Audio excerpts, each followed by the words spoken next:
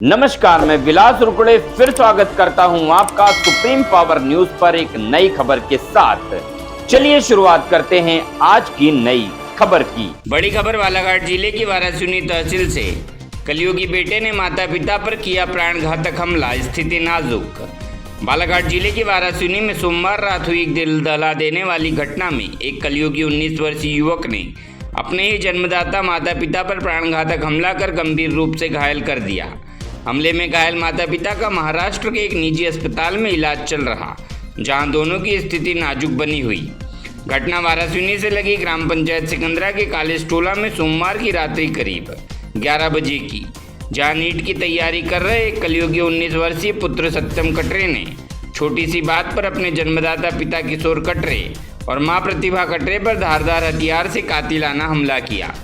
बताया जाता है कि 3 मार्च की रात्रि करीब 11 बजे किसी बात पर युवक के पिता किशोर कटरे ने अपने 19 वर्षीय पुत्र सत्यम कटरे को किसी बात को लेकर समझाइश दी, जिससे आवेश में आकर सत्यम ने अपने पिता किशोर कटरे 40 वर्षीय और मां प्रतिभा कटरे 35 पर लोहे की वस्तु से सिर पर घातक हमला कर दोनों को गंभीर रूप से घायल कर दिया। अपने माता पिता पर हमले के बाद युवक सत्यम ने डायल 100 पर खुद फोन लगाकर घटना कारित करने की सूचना दी, जिसे सुनकर पुलिस के होश फक्त हो गए, जिसकी सूचना उन्होंने तत्काल अपने वरिष्ठ अधिकारियों को दी और मौके पर अधिकारियों ने पहुंचकर माता पिता पर हमला करने वाले युवक को राउंड अप कर घायलों को तत्काल सिविल अस्पताल भेजा, जहां से अत्यधिक गंभीर हालत के चलते दोनों पति पत्नी को जिला अस्पताल के गोंदिया के जानकी अस्पताल में भर्ती कराया गया, जहां दोनों की स्थिति गंभीर बनी हुई।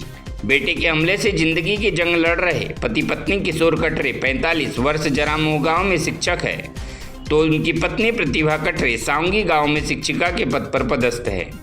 बताया जाता है कि आरोपित सत्यम अपने माता पिता की इकलौती संतान है, जो वर्तमान में घर पर ही रहकर नीट की तैयारी कर रहा था। इसके पूर्व उसने करीब 6 माह तक कोटा राजस्थान में रहकर नीट की पढ़ाई कर रहा था, जो किसी कारणवश पढ़ाई बीच में छोड़ वापस घर आकर घर से ही नीट की तैयारी कर रहा था। आस पड़ोस के लोगों ने बताया कि सत्यम शांतचित्त प्रवृत्ति का था, घर से भी बहुत कम ही निकलता था, उसकी दोस्ती भी किसी से नहीं थी।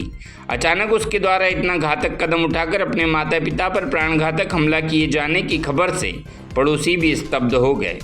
एसडीओपी अभिषेक चौधरी ने बताया कि 74/25 141 बीएमएस के तहत मामला पंजीबद्ध कर घटना को जांच में लिया गया। देखे खबर सुप्रीम पावर न्यूज पर। वारासिनी से सुप्रीम पावर न्यूज के लिए राजकुमार गुड्डा वर्मा की रिपोर्ट।